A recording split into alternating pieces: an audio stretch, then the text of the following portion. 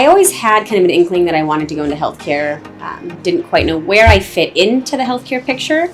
I initially went to school for biology and psychology, ended up going back to school for nursing, and then went on to get my nurse practitioner, and that led me here. While I was in school, we got to do rotations, and I got to rotate with this group here. And during that rotation, I just kind of fell in love with it. I always thought, maybe something orthopedic, musculoskeletal kind of was always intriguing to me. And I feel like it's just a very rewarding place to be in medicine.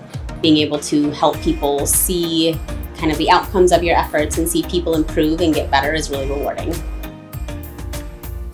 We do have a number of experienced physicians who are more than willing to teach and instruct and help us learn and grow in our own practices, which has been very beneficial, I think. It's such a team atmosphere. We provide care like any other CentraCare provider, here to help them when they need. We get referrals, we do surgeries with CentraCare, all of that sort of stuff. But we also have the backing and the support and the knowledge and the expertise of the University of Minnesota.